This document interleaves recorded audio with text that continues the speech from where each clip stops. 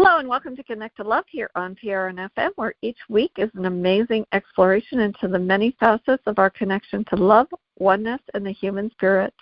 I'm Lisa LaRose, and I'm joined by my wonderful co-host, Michael J. Russ. I want to say welcome, Michael. It's always such a delight to have you join me for these conversations. It is. Hello to you. Yeah, it's wonderful to be back again. I'm so much better this week. That's wonderful. Yeah. Michael was not feeling well for last week's show, and I was so grateful to you, Michael, that you were able to rally and do it. But I know that you kept visualizing yourself well, as did I. I kept visualizing you feeling better. And we both know that thoughts become things and that things do not happen to us, they happen for us. And I believe that part of the process of you feeling unwell was a reminder for you to take some time for yourself and to relax and to really rejuvenate and allow yourself that grace. And if you think about it, we don't always realize how powerful our thoughts are, but we're constantly birthing our world into being. And as we explore this conversation about the power of thought and the peace that comes from living in alignment, it feels like the perfect moment to welcome back a very special guest who embodies this teaching at the deepest level. Because when we talk about conscious creation, Carol Collins and the teachers are masterful at illuminating that inner landscape. So for our audience members who are new to her incredible work, Carol Collins is a remarkable channel who brings through the collective wisdom of the teachers, a group of non-physical entities focused on guiding humanity towards unity, self-realization, and unconditional love.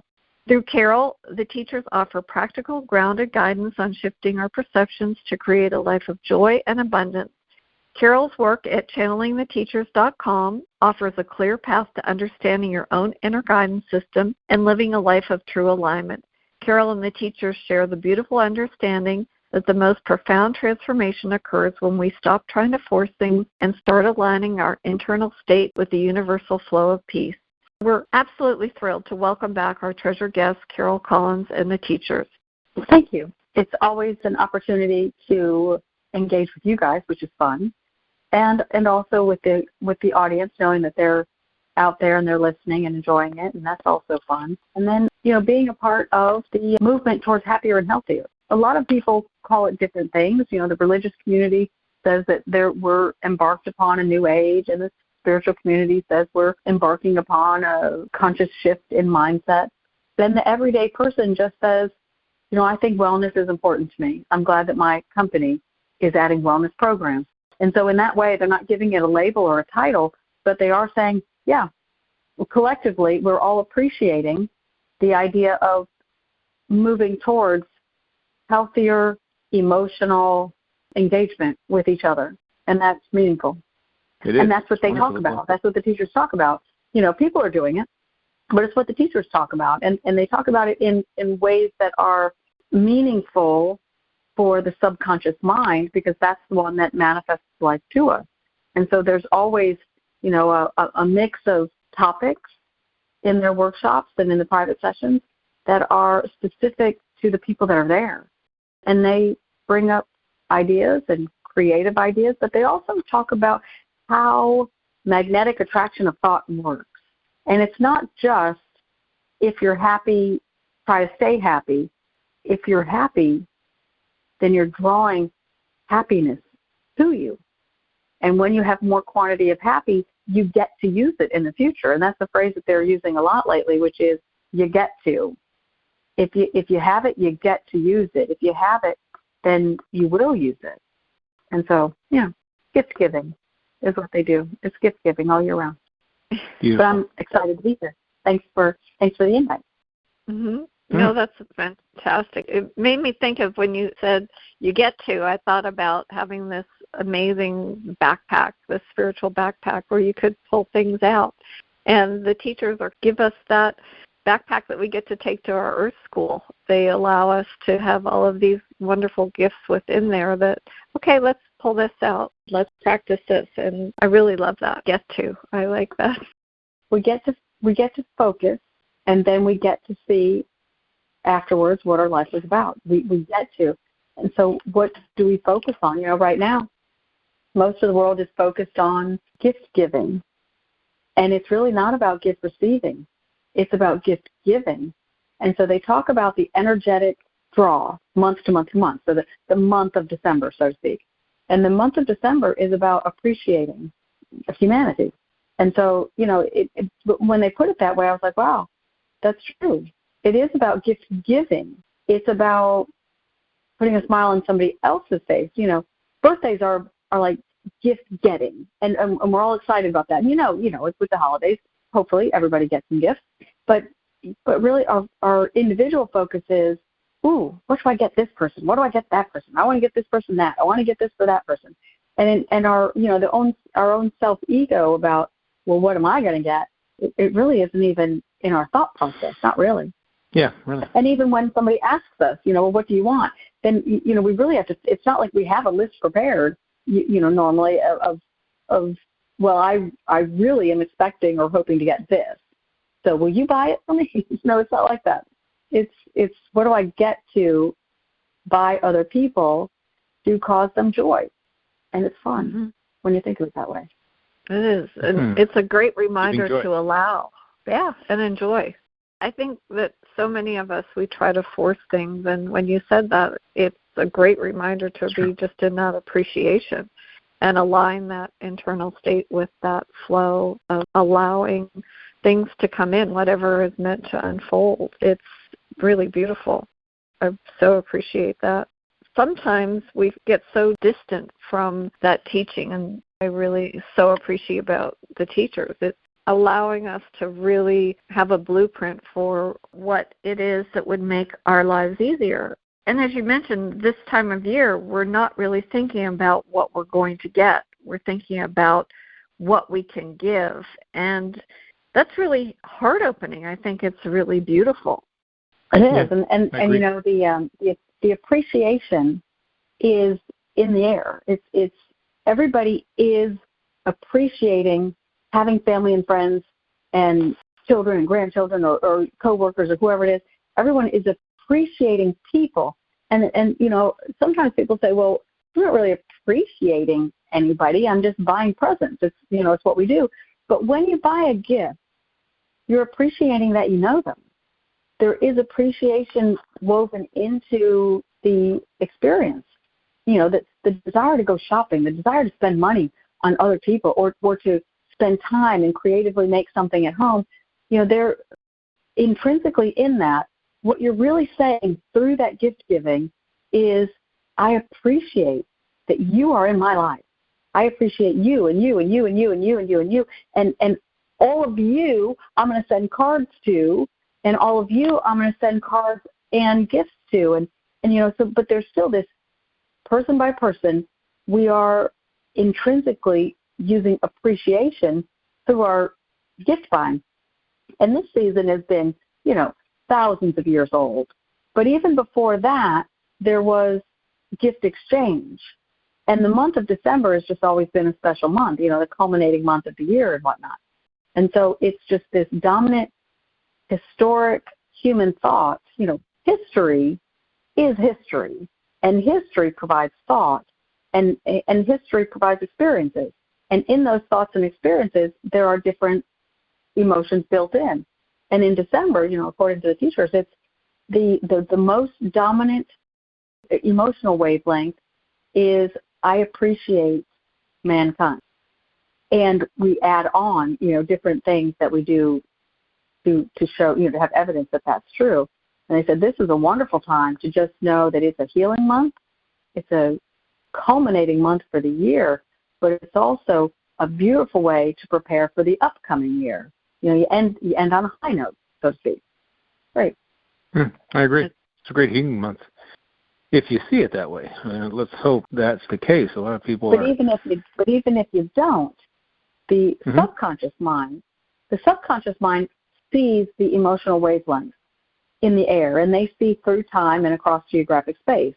And so even if your perspective is maybe, kind of sourpuss, or maybe you're grieving, or maybe you just have a lot of confusion or indecision. So what you're using on the surface is a moment in time compared to all history of what December brings to us. And so, not to diminish anyone's sadness or suffering. But in comparison, the subconscious mind of that person and everyone has an enormous opportunity to just lean into, I am an appreciator. And that always brings peace within. And so, it's out there for the taking. But the unconscious mind sees it, even, no matter what we're going through. It's the ego itself or the inner being. They call it the aspects or the inner mind. It's, that subconscious. Those are all, variations in terminology, but they all mean the same thing. It's the soul within. And it sees beauty where beauty is, even if in the moment we're manifesting something different. And so right now, December there is an abundance. They said it's in massive quantities because it's generational wealth of, I have an opportunity to love another person. And that's what December energy is all about. Fantastic. Yeah. All that love and wonder and peace.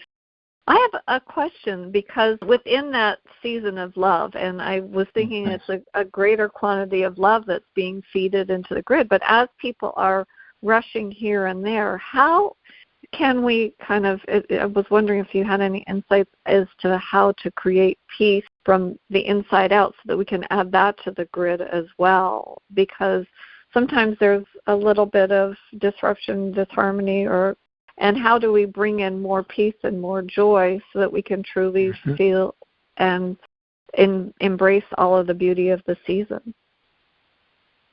Sometimes it's a great question. Sometimes the phrase, you're worrying for no reason, applies. And in December, it applies. Because the emotional temperament in the world, and within the history of time too, but in the world, the temperament in December is, I appreciate people. I appreciate people. That's what we're doing. December, it is that robust in December that even when you worry, even when you are grieving, you will draw in at a slower pace emotional wavelengths that match those negative things. So, if you've got to be sad, December's the time to do it, because you're being surrounded by that appreciation energy. It's like, let's just say that you go out for a bike ride, or you go, and you do some athletic thing, and you're really hot and you're really sweaty, really, really hot physically. You walk into an air-conditioned home, you're not as hot, but you're hot for a little while. But being in that air conditioning, it brings you down to a temperature that feels good. That's what December is all about. It's not that it's the month of December is meant to do that. It just happens to be there is the gift given, love of the birth of Christ. Of course, that's part of it. But there's always been some kind of gift giving towards the end of the year in preparation for the winter months and all those kind of things. There's I store and I share, and then it's turned into gift giving. And that's how, Christmas is part of all of that. So, when you are immersed in this appreciation energy, which we are in December, then even your bad mood, it just doesn't stay as strong. And when it doesn't stay as strong, then you don't draw as much of it to you, or not as quickly, which means that future manifesting, bad moods in December hurt you a whole lot less than a bad mood in another month. Where that's interesting. Where this emotion is not as strong. We're talking about the overall appreciation energy, the waves of appreciation energy all over the world and in the consciousness, because of the, if I hear you right, the eons of gift giving to others, giving love, giving joy to others that has occurred over the millennia. This energy it abounds in this month, and that will trump just about everything else. So I think that's actually a phenomenal revelation, quite frankly. I didn't really think of it in that way. What the teachers talk about more recently is when you think about a thought, think about a date being put on the thought. And the date is the month and the day and the year as well as the portion of the day. This conversation is, December 11th, 2025, and it's late afternoon. So late afternoons have this energy in it, all late afternoons. All Wednesdays have this energy in it because of this conversation. Mm-hmm. But also, more in general, December as a whole has this energy in it. And 2025 specifically has this energy in it. And so you can get broad and you can get specific. And so over time, the idea of gift giving and the idea of celebrating Christmas and even before that, the idea of sharing within the community what your store of food and supplies, you share within a community. And so there's always an accountability of I have and I share. And the date stamp on much of that is within December because there's a celebration of what we have and then what we share. And we share and share alike. And so the date on the idea of sharing with others, giving to others, is a strong component of the December temperament. The historical temperament of December is based on thoughts that are generated about gift-giving season and also that are created within December. And so it's here and it's here to stay. So it's nice to know it and then just breathe easy. Because even if you've got some indecision and a little bit of worry or a little bit of, you get a little bit of weight gain from the Thanksgiving holiday or whatever it is, your worry hurts you less. Magnetic attraction, law of attraction is a law. You attract emotions to you and you attract thoughts to you, and then you manifest with it. And so the attraction of negative emotion from, whatever you're going through, the attraction is less in December because of the robust amount of love. It's appreciating life and appreciating humanity. So be easy on yourself this month. If you're worried, know that you don't have to be worried about your worry. Okay? So there's so many law of attraction enthusiasts, and not everything is explained in one fell swoop. And month by month, there are different temperaments, And December happens to be, it is robust appreciation energy. And so, when you're feeling good, lean into it. And when you're not feeling so good, know that it's like a cocoon, and you're going to be okay. You're covered. You're going to recover. Yeah. Yeah, there's enough out there. There's enough of that appreciation energy to cover you. Yeah. I love it. I love it. Right. What a wonderful message, quite frankly. And you had said something kind of off air about creative thought with creative actions that lead to peace of mind. I'm really interested in delving into that because it's fascinatingly simple. Well, it is. That's a really, really, I love how you put that. Fascinating, simple. It is, you come up with an idea and you want to do it. And then you find out, or you find a challenge, or you find people that give you the other side of the coin. Well, I don't know if you've thought that through, or so you've got the naysayers, but you can be a personal naysayer too to a good idea. What is a good idea? Anything that feels fun. If it feels fun, now taking an egg and throwing it at somebody's car, that might seem funny, but that's really sarcasm, and sarcasm is mean. So you have to understand what your thought really is. And so if a thought has true fun energy in it, then it's a good thought. And then what you do to stay in alignment with manifesting it or manifesting from it is then you get creative. And when you have creative behavior, let's say you're out shopping and you really had your heart set on getting a certain thing, and you can't find it or it's all sold out. Well, get creative behavior is, well, I'm gonna look for things that are blue. I'm just going to start noticing blue, and I will satisfy my need to receive what I'm looking for. And so you just walk around the store and watch how blue pops up. And they say, okay, now I'm going to make a change. Now I'm going to find orange. And then you walk around the store and watch how now, even in the same aisle where blue seemed to be everywhere, all of a sudden orange starts popping up. And what that does is it causes you to have satisfaction.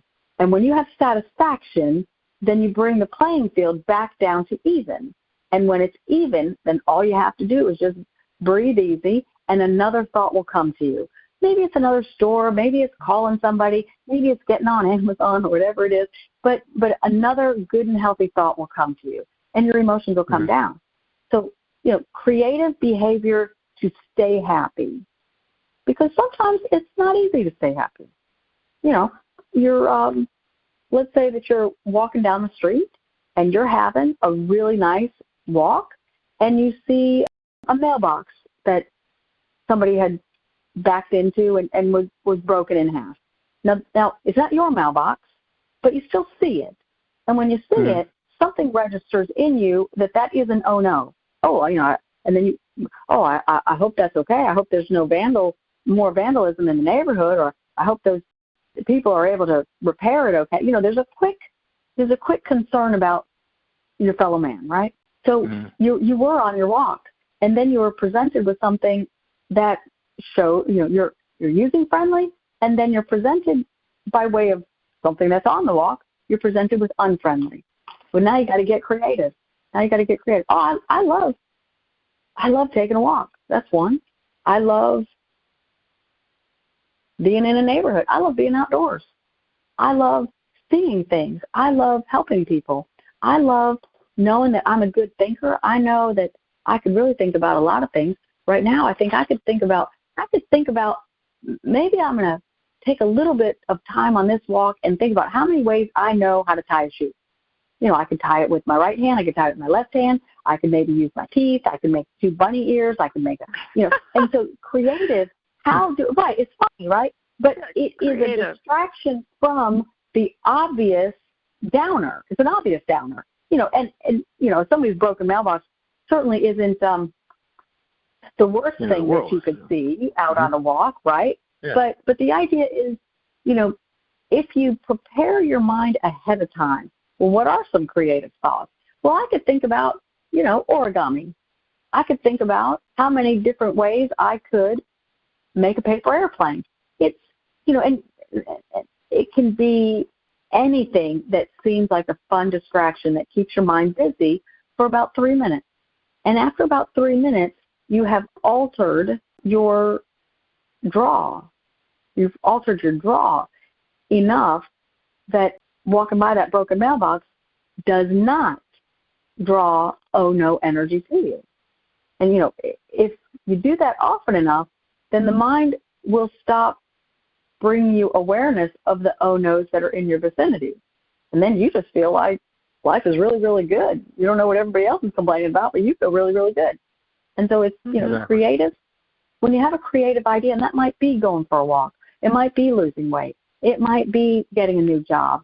It might be redecorating a room that you just can't figure out what to do with. And so when you have that idea, then you will come upon thoughts that are in alignment, but also thoughts that are in opposition. And how do you push those that are opposition all the way over to the wayside where they don't still compete for your attention? You got to get creative, and in that moment, stay happy. But it's hard. When you tell people, just stay happy, just be happy, it's easy. And people say, well, it's not, because I'm really in a bad mood. So-and-so was really mean. They were really mean. Okay, well, in this moment, that's a true statement. That is reality as you have experienced it. But if you focus on that reality, then you're just drawing more anger and more upset to you by way of conversation. And conversations could be the television program that you watch, the news broadcast that you watch, a book that you read, or actual conversation, because words are words. So when you're having that bad moment, it is prudent to stop and say, I do like happy better. And if I nip the negative thoughts in the bud right now, then my life will be better for it in the future. And so that's just, but how do you do it? It's get creative. And there's no limit to what creativity is. how many ways can I do this or that? How many names can I think of that start with the letter L? It's anything, and it seems almost obnoxiously elusive towards helping to manifest a better life or health and wellness. But the object is, when I am in the midst of unhappy, I am drawing more unhappy to me, and it will prove itself in the future. So do you want to draw in a lot of unhappy or a little? A trickle, a scoop, or a truckload full? And it's all up to you. What do you focus on? What do you think about? What do you talk about? Because, creative idea is, what do you want to do today? I want to have a good time. I want to have fun. Well, what else? Well, I've got to get some work done. All right, so you want to accomplish things. The creative idea is, I got to get my work done. But I got to get my work done comes with, it sure is focus, and it sure is appreciation for having a job, perhaps, but it's also tension and concern about competing demands. And so there is positive and negative even in just the normal everyday workday. So how do you compete with that? Maybe once, maybe at lunch or on your drive in, you just do a few minutes of creative way of amplifying happy. And can that be playing the radio? It can be, but the mind wanders so much when it's listening to music. And so it's more of a nice, healthy pastime that is passive. And so it's creative behavior to enhance a good creative idea, something that you want to manifest. Creative behavior is not passive. It's active. I'm doing this on purpose to steer my emotional draw in the direction of what's good and healthy. It's all about quantity. It's all about quantity. The amount of time that you spend on unhappy, no matter the reason, and it doesn't mean that you're not accurate. It doesn't mean that another person isn't the cause or to blame, but you're unhappy and your use of it is your quantity. Over time and over decades, your quantity is your quantity is your quantity. And your quantity will prove itself in your relationships and in your physical body. So it is prudent. It's a good idea to step away from it. And creative behavior is just one of the ways to do that. You got to have fun with it. Yeah, I love the fun part because actually, Carol, when you were speaking and you were speaking about the colors, I thought about the game when I was a kid, I Spy with My Little Eye, something that is orange or something that is blue. And everybody has fun guessing what that is. And all I could think of as you were saying that is how we've gotten separated as adults from sort of that childlike wonder and how easily children shift. And I love that anchoring into those creative games, the games that we play with ourselves to sort of free us up and allow that guidance to come in. Is there something that when we're children we kind of get separated from, and when we become adults, that ability to create and be creative and play? Quantity. Yeah, they really are more innocent because they have not been introduced to life.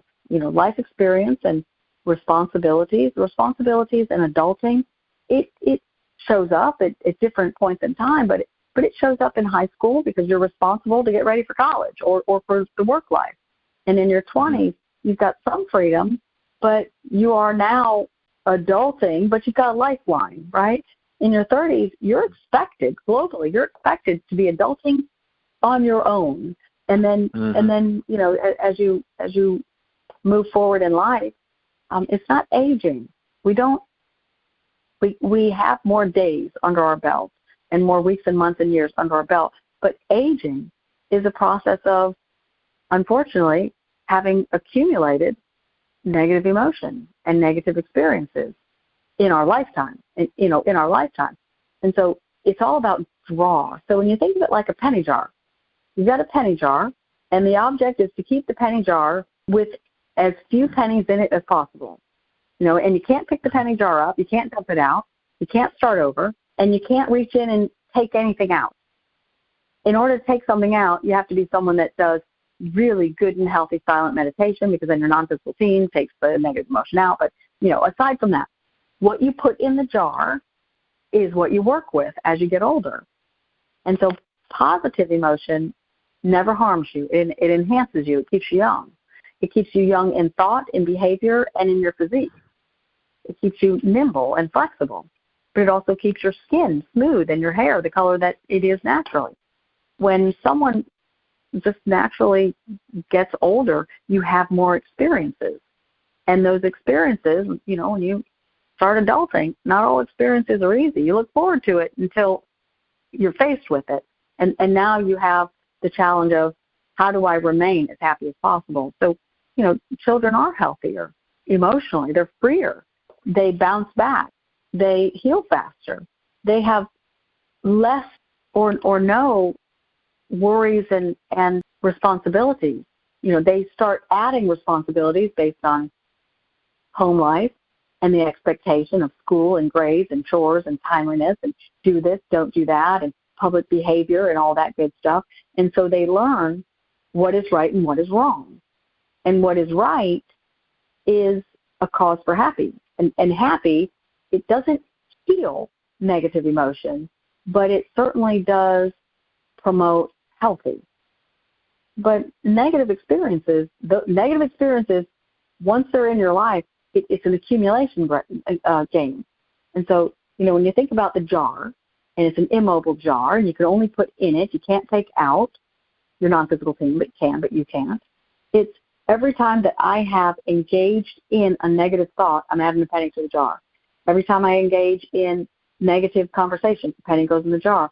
Every time I notice a broken mailbox or a rusted out car or something like that, it's all signs of unhealthy emotion caused that to happen. Penny in the jar, penny in the jar, penny in the jar. So, a 10-year-old has got some, but a 40-year-old has got a lot. And a 90-year-old has a whole lot more. And you could say, my life is happy, my life is healthy, my life has been great. But in the last 100 years, how many wars have we had? How much news and television have we had? How much video games have come into play? And it's only in, the last decade where wellness programs have really been at the forefront. Massage therapy has been a wonderful contribution in the last 2 or 3 decades. But before that, it was, not something that the mainstream population even engaged in. Honey, we rubbed my back. That was about it. But you didn't spend time on doing this kind of, spend money on this kind of thing. And so it's a quantity wins. It's the law of attraction is the first step towards law of quantity, which is law of creating. You create based on the quantity and the subject matters that those quantities are on. If you're never introduced to something, you'll never create with it. If you're never introduced to hate, you will never be able to hate, right? But there is historic thought in there, and we do lean into that. And so it's all about what did the soul within find? What did it find? It's just a collector. It's not a person. The soul within is a magnetic thread of intelligence from your non-physical being. It's not a person. It's not your entire soul being. It's some of the intelligent wavelengths. It's the wavelength to draw information to you and then to create with it. But drawing to you, there's no analysis going on. It's what I draw to me, I will create with. And what I have the most of, I will have awareness of. So an adult starts suffering from backaches or balding simply because they have a certain amount of negative emotion on certain topics. Balding is all about fear of the future and being financially independent in retirement. And it's male and female. So you can be in your 20s and you're starting to, thin out. It means that the soul within has collected an awful lot of worry about what retirement will hold, and there's many reasons for why it leans towards one thing or another. And, parenting and grandparenting all have something to do with it. But, our bodies and our lives are a reflection of what the unconscious memories are. We all lived through 9/11. New generation has not. The new generation now has that within the history of thought. And so maybe they draw that in and maybe they don't. But we lived through it. Maybe watched it happen and then watched it again for that first year, or maybe it's watched or tuned into every September, but overall it was available more often, even though individually it wasn't consumed. In the beginning, of course, it was consumed, but the availability, when you think about World War I, the availability of information was minuscule compared to now. And so the vibration of awareness of atrocities or, weather conditions that are devastating, it's that awareness is more global. It has the reach is further than it used to be, which means it's more dominant. More expansive. And so now is the time for personal wellness and personal creative habits to keep ourselves in alignment with happy. Happy begets happy. Happy begets happy. And there is happy in everything. But sometimes you really got to look for it. But it's a good idea to do it. Even if it seems daunting and I don't feel like doing it, I feel like being mad. I feel like being annoyed. My foot hurts. I can't even think about being happy right now. It's still a good idea to attempt. I don't like how my foot feels, but man, I had a good pedicure last month. I did. I like my feet. I love my life. I love loving. I love loving my life. I love loving my life. I prefer to love my life, and that's okay too. So there's some acknowledgement of reality, but reducing your awareness of reality when it's in the negative is always better. It's always better. So beautiful. That's true. Darn right. Yeah, we live in a day and age where most of what you're talking about, the exposure to, opposition thoughts, negative things that are going on. I think the World War I was a great analogy because we don't, as time has passed, the access to information, negative information, has proliferated. I mean, let's face it. If you watch the news, you're going to be less happy. That's just a fact of life based on the way that it's put together and it's presented to you. And if I'm sitting around and I have a negative thought, which is not, I do everything I can to make sure it's not often, but I'll just sit down and just go play with the dog. Just leave my desk and go play with the dog. If I expose myself to something, I'll take a walk outside, barefoot in the summertime, grass between my toes. I just love it. I look at the trees, feel the wind on my face, laid out today in the sun, let the sun just shine on my face. I was doing sun gazing. It's just fantastic. Life is amazing. And I'll tell you something. Everywhere I go, people don't believe I'm the age that I am, young. And they ask me why? And the only thing I can tell them is that I do more to be happy. I just feel good about myself. I feel great about my life. I love where I am, what I'm doing, and I focus more on that. I focus more on love, more on giving. And I don't know, I guess over 6.7 decades it's just happened. I don't really know what to tell them because everybody thinks differently. And are we all the product of our environment over our lifetime? I was exposed to great things. My mother taught me to focus on things that made you happy. Do what makes you happy. Try things and don't just say, no, I don't want to do that. If you have an inkling of a thought about doing it, go do it. At least you'll understand what you do and don't want in your life more than anything else. I had great parents. I had a father who decided to never take an assignment as an officer in the Air Force where he couldn't take his family. So we were always exposed to we were exposed to the war. Yeah, of course. We were in over there during the Vietnam conflict. We were as close to it as we could be as a family, although that's not what we're focusing on. We're focused on pickup basketball games and football games and playing music and taking music lessons and getting together and eating on Saturday nights as a family and making new friends every 2 years. That's where the focus was, and connecting with people, and had so much fun doing it. And I don't know, I guess that's based on what you said. I'm the way I am right now because I've really enjoyed the happiness that I was fostering. That's what I saw. I didn't see all the negative things, and I am very focused on wellness. So, I mean, I see you, and I see someone who's young and vibrant and beautiful and happy. I see the same thing with Lisa. It's joy. It's what makes these encounters, these radio shows and podcasts that we do together when you do come on. It makes them such a joyous event because you and the teachers put into black and white the things that can help us to be well, to be happy. And I've learned some really cool things out here at this particular point from this conversation, and I just want to say I love it. I absolutely do, and I hope our audience here at PRNFN does it too.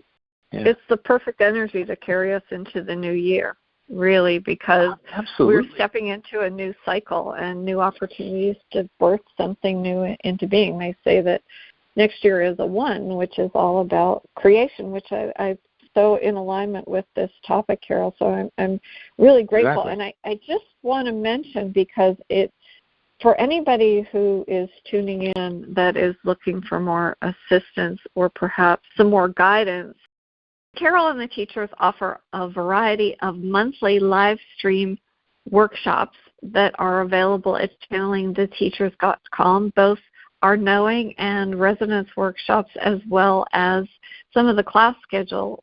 And it's a really great way to support yourself. It's a loving way to gift yourself something to really help you focus on what you want to birth into being. And I would encourage everyone to go to channelingtheteachers.com so you can learn a little bit more about how you can engage with Carol and the teachers. And Carol, if you wouldn't mind, I would love for you to share just a little bit about what people can expect from the workshops and what lies ahead for the coming year. Sure, absolutely. So just real quick, the Hour Knowing, it is a manifestation workshop, but the teachers aren't really teaching. There's no lengthy teaching segment. It's all about Q&A. It's where the audience gets to ask their questions, and then the teachers give them ample information and guidance and recommendations and a little bit of predictive things here and there if it's warranted. But it's all about the questions guide the workshop. And so, if you're really wanting to supplement a private session or to try the kind of influence that the teachers can have on your life before you do a private session, then the Hour Knowing is a great one, because it's, questions are the name of the game on that one. So, Teachers to Speak, that's this quick. We like to just announce ourselves. We love your question, and we're going to talk about first December. December is human love, which is appreciation. It's in droves. In January, it's adoration. And so what December is appreciation of others. January is appreciation of yourself. It's all about New Year resolution time, and it's so big, so abundant, so robust, and that's the word for it, is that the energy in January is, I have given to others, and I feel so loving that now I'm going to focus on me and what I'm wanting out of this new year. New Year resolution isn't just, I want to change this or that. It's, I want to manifest. And so it's all about, what do I want to have? What do I want to become? Who do I want to meet? How do I want to behave? It's all about positive expectation for your own self in your own life. January is a powerful month. We love people, and we love how you think about New Year resolutions. We don't want you to put New Year on it, though. We want you to just say, the new year will bring to me these things. And then don't put yourself on a timetable. Just focus on, these are the things that I'm wanting. Now, 2026, it is a one. It is a one. There's more to it than that. It is an extension of a 9. 9 is new beginnings in bigger changes. You know, you've got the 4 and you've got the 5, and you've got, you know, the crossroads of the 6, and you see signs of change at 7, and you feel the change of 8. But at a 9, the change of 8 feels easy, and now you're ready for a big change or something new. And so when you have a 1, it's an extension of a 9. It's not new beginning. It is new growth on the newest big thing that altered in humanity. It's humanity. You know, the year aspect is the global forecast. And so the world is changing faster because you have adopted 9 and you've done well. As you move into 2026, and for those that don't know it, it's very simple. You add up the numbers, you can bring it all the way down to a single digit. Most of you know, but some don't. And so for those that are feeling a little confused, but you don't want to ask that question, that's how you do it. 2026. 20 is a 2, 2 and 2 is 4, 4 and 6 is 10, 10 is 2 digits, bring it down to 1, you've got a 1. All right? Because you make assumptions, humanity does, that everybody knows what everybody knows, and not everybody knows. Today is a healthy example of a 1. It's also a Wednesday.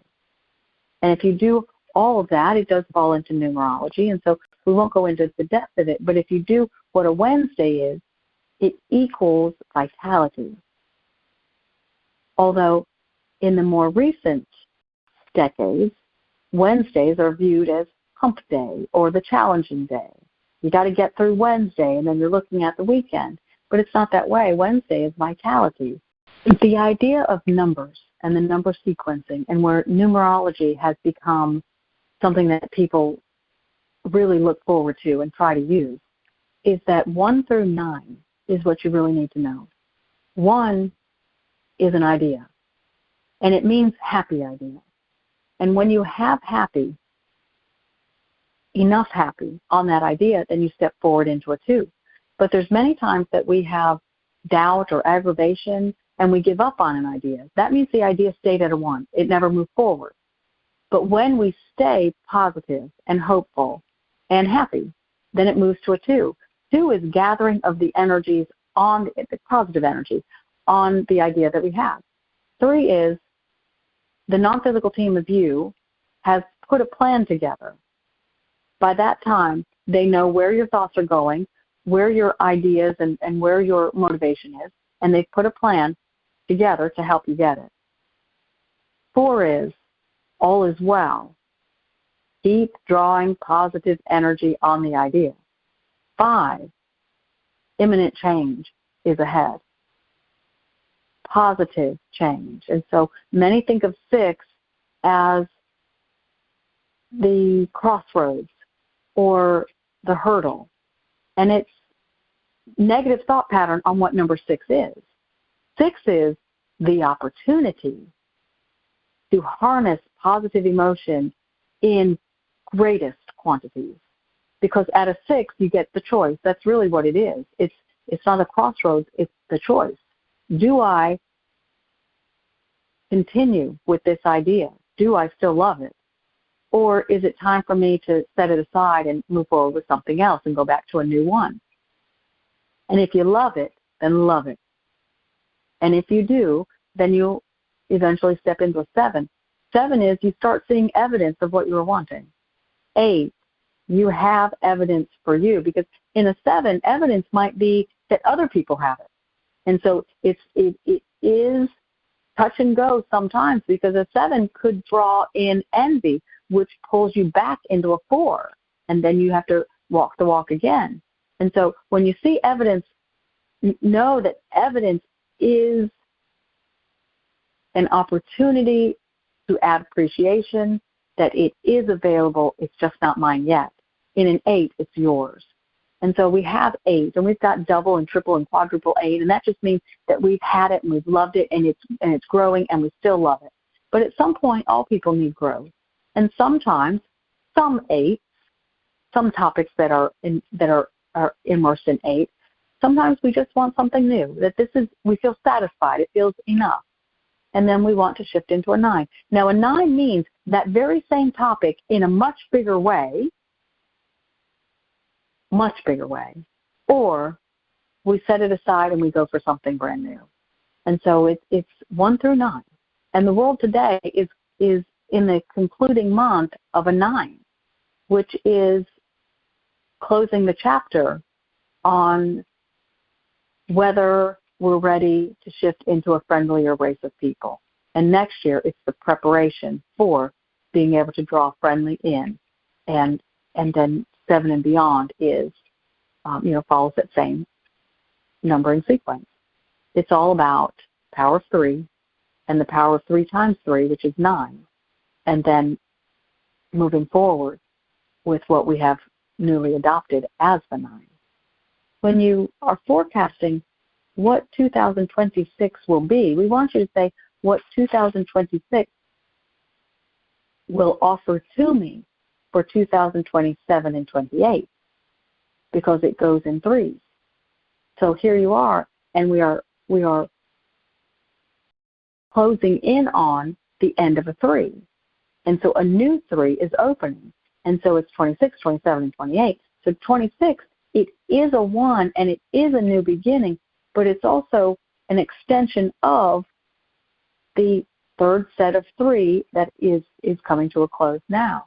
So what do you want within the next 3 years? So it's 26, 27, and 28. And when you set your intentions or your resolutions and you have that 3-year forecast, then you are putting energy, etheric energy, behind your intention.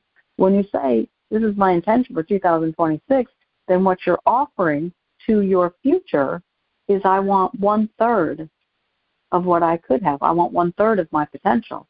Start now, start early. What do you want? What is your 3-year plan? But it's not just the end goal of the end of 2028. It's, what are all of the things that I would like to have, see, do, accomplish, engage in, be a part of, or walk away from within these next 3 years. And then start doing that again and again and again. 3 years. Okay. Your weather systems are going to be mild. Your political systems are not. And so deal with it. Know that it is the temperament, and disengage. Those that are in the political arena and it is their occupation, they must focus on it. But if it's not your occupation, pull back as much as you can. Have enough engagement that you feel invested to the degree that makes you feel healthy. But otherwise, disengage. It's going to be tumultuous, would be too strong of a word, but it's not going to be an easy political. We're talking globally, all right? Not just here where we're having this conversation from, which is the United States. We don't focus on one country, one continent. We're talking globally, especially when we're talking about a year at a glance. Your human aid is going to feel relief in that you aren't going to need to use what you have in your stores and in your stock. The need for human aid relief is going to come down a notch in 2026. Helpful to know. So gather up your stores, build those reserves, do that now so that when you need it, you have it. This is not a year to sit back on your laurels. It's a year to say, this is a time for gathering, and that's really what it is. It's a time for gathering peace. It's a time for gathering energy for peace. It's a time for considering how you want your engagement with family members and friends. What do you want? And then watch how it flourishes in 27 and beyond. This is a year of forecasting. It's a year of becoming, but it's in the initial stages. It's a preparation year. And so starting new businesses, it isn't wisest. It's wise to prepare in 2026. Starting a family Well, that one is a global register of people are being born every day. But if you're planning family, this is a year to plan and put money away, to think about what the home needs, what the family needs, what your emotions need, and what all of those needs are, and take care of those needs, and then work towards conceive this year, but work towards having the birth of your child or children in 2027 and beyond. If you are planning. Now, there's plenty of births that will happen because of spontaneity, and we also love spontaneity. That's why for one, all right? But if you are already engaged in the idea of planning a family or planning expanding your family, then let this year be plan and prepare. Your weather system is always a concern seasonally. Be not afraid is the right phrase to consider.